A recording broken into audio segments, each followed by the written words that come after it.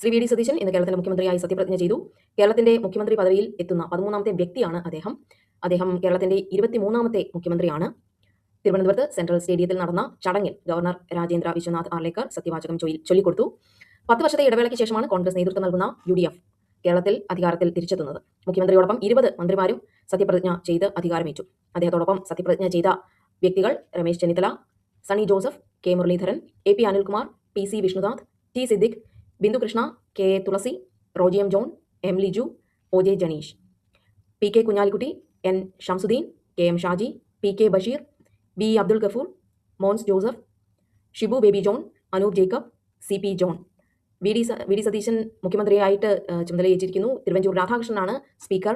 Shanimol Usman deputy speaker. പുതിയ മന്ത്രിസഭയിൽ 14 പുതുമുഖങ്ങളാണ് ഉള്ളത്. ഇതിൽ 2 വനിതകളും പട്ടികജാതി വിഭാഗത്തിൽ നിന്നുള്ള 2 പ്രതിനിധികളും ഉൾപ്പെടുന്നു. കോൺഗ്രസ് നേതാക്കളായ മല്ലികാർജ്ജുൻ ഖർഗെ, രാഹുൽ ഗാന്ധി, പ്രിയങ്ക ഗാന്ധി എന്നിവരും മുൻ മുഖ്യമന്ത്രി പിണറായി വിജയൻ ചടങ്ങിൽ പങ്കെടുത്തു. മെയ് 21 പുതിയ MLA മാരുടെ സത്യപ്രതിജ്ഞ നടക്കും. മെയ് 22 പുതിയ നിയമസഭാ സ്പീക്കർ തെരഞ്ഞെടുപ്പ് നടത്തും. തിരുവഞ്ചൂർ രാധാകൃഷ്ണന്റെ പേരാണ് പറഞ്ഞു കേൾക്കപ്പെടുന്നത്. ഗവർണറുടെ നയപ്രഖ്യാപന പ്രസംഗം മെയ് 29 നടക്കാനാണ് സാധ്യത. ജൂൺ 5 പുതിയ സംസ്ഥാന ബജറ്റ് അവതരണം ഉണ്ടാകുമെന്നാണ് പ്രതീക്ഷിക്കുന്നത്.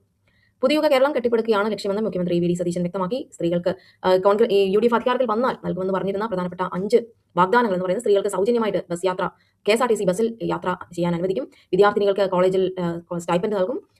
ആരോഗ്യ ഇൻഷുറൻസ് വ്യാപിപ്പിക്കൽ തുടങ്ങി 5 പ്രധാനപ്പെട്ട വാഗ്ദാനങ്ങളാണ് ഉള്ളത്.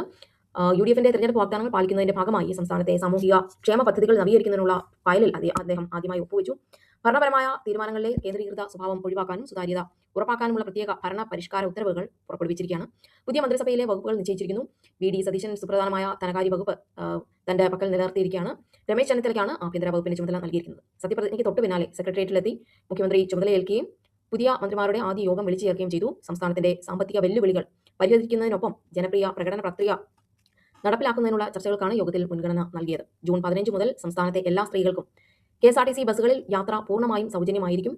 UDFന്റെ പ്രധാന തെരഞ്ഞെടുപ്പ് വാഗ്ദാനങ്ങൾ ഒന്നാണിത്. ഇതിന്റെ കൃത്യമായ മാർഗരേഖകൾ വരും ആഴ്ചകളിൽ പുറത്തിറക്കും.